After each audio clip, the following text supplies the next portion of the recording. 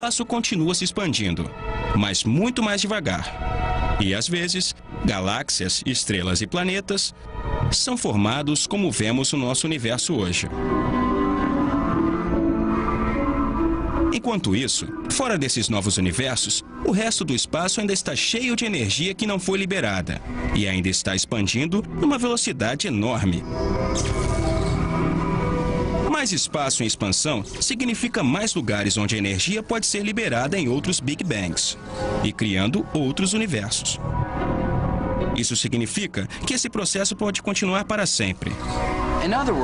Em outras palavras, quando falamos de inflação eterna, o queijo é mais como um queijo suíço, no qual novos universos são criados infinitamente, criando um multiverso.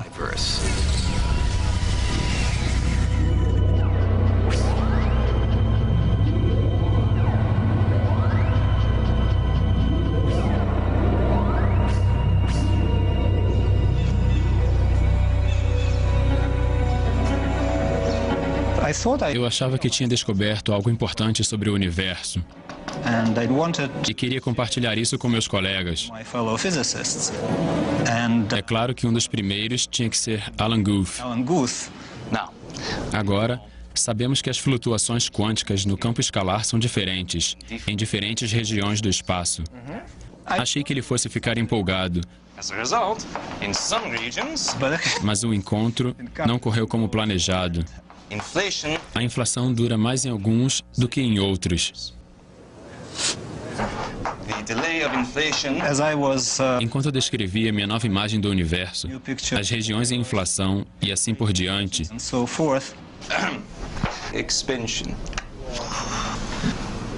notei que Alan estava começando a cochilar.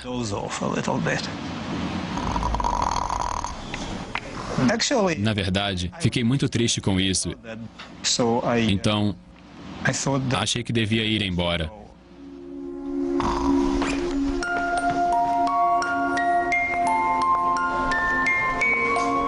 Um problema com o conceito de multiverso era que parecia não haver meios de detectá-lo. Muita gente achou que falar de coisas que não podemos observar não é ciência. Então, não voltei ao assunto por quase 10 anos. Nesse meio tempo, um colega russo de Valenken, Andrei Lindey, manteve a chama acesa. Ele tinha chegado à sua própria versão da inflação eterna independentemente. Mas diferente de Valenken, ele não seria dissuadido. Talvez eu seja um pouco mais arrogante. Quando tive a ideia do multiverso, entendi que poderia ser a coisa mais importante que eu faria na vida. Se alguém não quiser ouvir, problema deles. Lindey publicou mais de uma dúzia de artigos, mas seu trabalho foi recebido friamente também. Aparentemente, ninguém estava interessado na ideia do multiverso.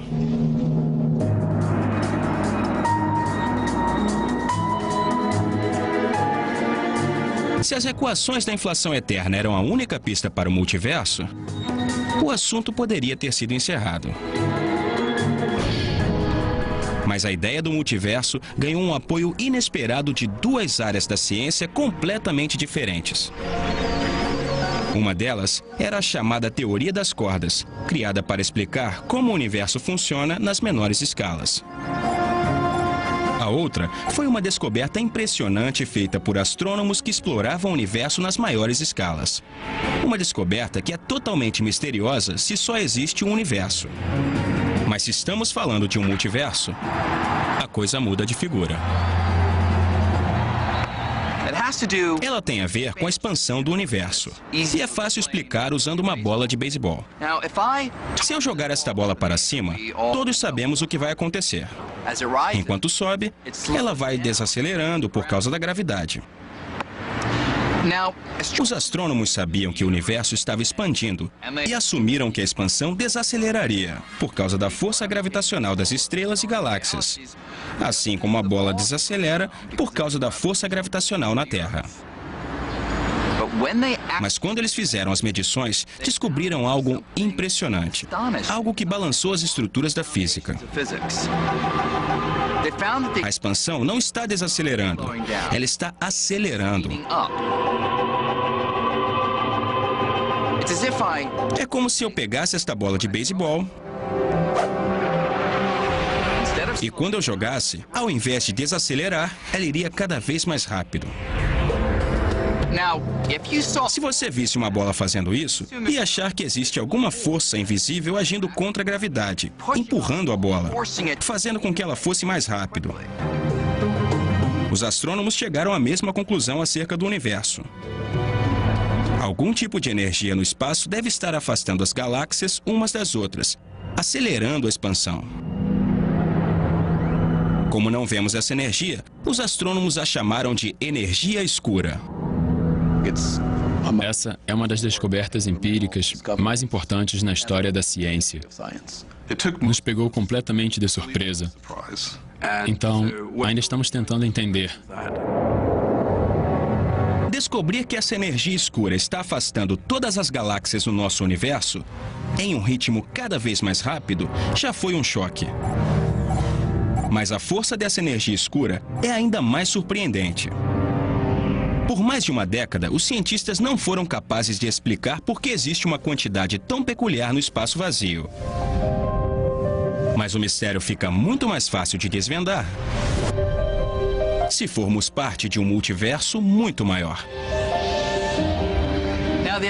A ideia de que o espaço contém qualquer energia parece estranha, mas nossa teoria sobre coisas muito pequenas, como moléculas e átomos, a teoria chamada de mecânica quântica, nos diz que existe muita atividade no nível microscópico e toda essa atividade pode contribuir para uma energia no espaço. E de acordo com a matemática, a quantidade de energia gerada pela atividade microscópica é enorme. O problema é que, quando os astrônomos mediram a quantidade de energia que realmente está por aí, a quantidade de energia necessária para afastar as galáxias no ritmo de aceleração observado, eles chegaram ao número assim: um ponto decimal seguido de 122 zeros e depois 1. Uma quantidade incrivelmente pequena, muito perto de zero, nem um pouco parecida com o que a teoria previu. Na verdade, é trilhões e trilhões e trilhões de vezes menor. Uma discrepância colossal. Tentamos de tudo para explicar por que a energia escura é tão pequena.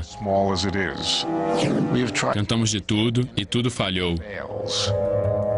Não tem jeito. Já falei que esse foi o maior fracasso de uma ordem de magnitude estimada na história da ciência. Se isso nos incomoda, com certeza.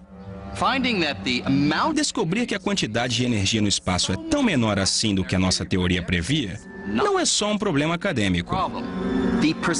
A força exata da gravidade repulsiva tem profundas implicações para todos nós. Por exemplo, se eu aumentasse a força da energia escura só um pouquinho, apagando 4 ou 5 zeros, o número ainda seria minúsculo, mas o universo seria muito diferente. Isso porque uma energia escura um pouco maior afastaria tudo tão rápido que as estrelas, os planetas e as galáxias nunca teriam se formado. O que quer dizer que nós nunca teríamos existido. Ainda assim, aqui estamos nós. Então, por que a quantidade de energia escura é tão menor do que a nossa teoria previu? E ainda assim, bem na medida para permitir a formação de galáxias, estrelas, planetas e vida. Simplesmente não sabemos. A disparidade entre as previsões teóricas da energia escura e o que os astrônomos observaram é um dos grandes mistérios que a ciência enfrenta hoje. Mas pense nisso. Se realmente vivemos em um multiverso, a energia escura pode não ser tão misteriosa no final das contas. Na verdade, se formos parte de um multiverso, a quantidade de energia escura que medimos pode fazer total sentido.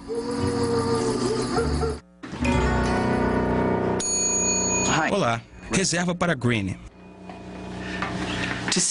Para entender como o multiverso pode solucionar o quebra-cabeça, imagine que está fazendo check-in num hotel e o número do seu quarto é 10 milhões e 1. Obrigado. Aproveite sua estadia. 10 milhões e um pode parecer um número estranho para um quarto. Pegar um quarto assim seria surpreendente. Assim como o valor da energia escura no nosso universo é um número que surpreendeu os cientistas. Mas a verdade é que, se o hotel tivesse um número imenso de quartos,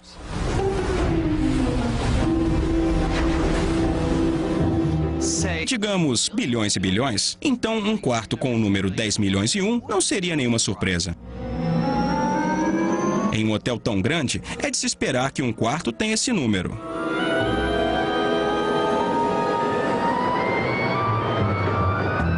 Se somos parte de um multiverso, com um enorme número de universos, cada um com uma quantidade de energia escura diferente, é de se esperar que um deles possa ter valores tão pequenos como os que encontramos.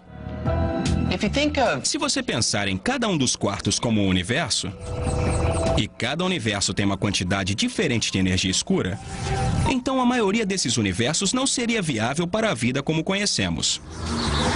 O motivo é que a quantidade de energia escura não permitiria a formação de galáxias, estrelas e planetas. Universos com muito menos energia escura que o nosso simplesmente implodiriam.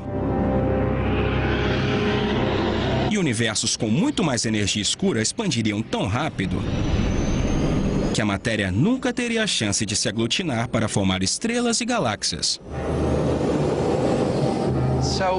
Portanto, é claro que nos encontramos em um universo onde a quantidade de energia escura é viável para a vida. Caso contrário, não estaríamos aqui falando sobre ela.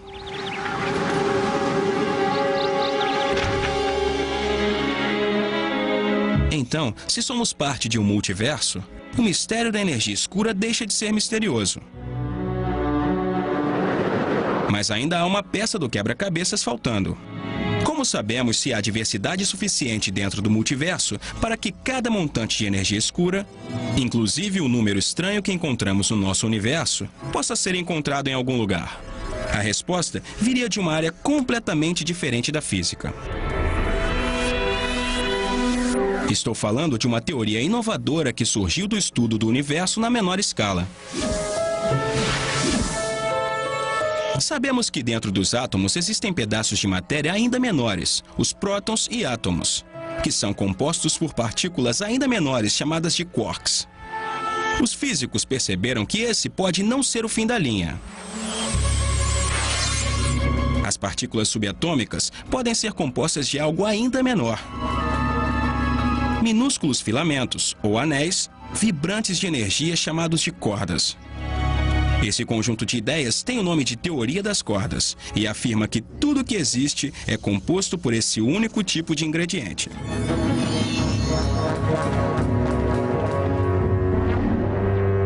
Assim como uma corda de violoncelo pode produzir várias notas diferentes dependendo de como vibra, as cordas podem assumir propriedades diferentes dependendo de como vibram, criando muitos tipos de partículas. Dessa teoria veio a promessa de uma elegante simplicidade. Uma única equação geral capaz de explicar tudo o que vemos no mundo ao nosso redor. A teoria das cordas seria bela, elegante, e os cálculos dessa teoria simples produziriam o mundo como conhecemos. Entretanto, para que essa linda teoria funcionasse, havia um problema. A matemática da teoria das cordas precisava de algo que desafiasse o senso comum.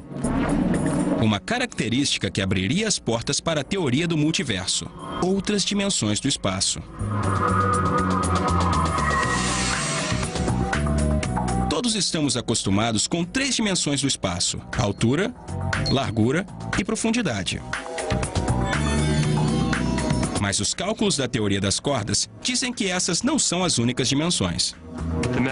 A matemática só funciona se as cordas se moverem e vibrarem, não apenas nas 3 direções que conhecemos, mas em outras 6, 9 dimensões do espaço no total. Se a teoria das cordas está certa, onde estão essas outras dimensões? Por que não podemos vê-las? Pense no cabo que sustenta um semáforo. De longe, parece uma linha, unidimensional. Mas se seu tamanho fosse diminuído ao de uma formiga, você descobriria uma dimensão circular que se enrola em volta do cabo.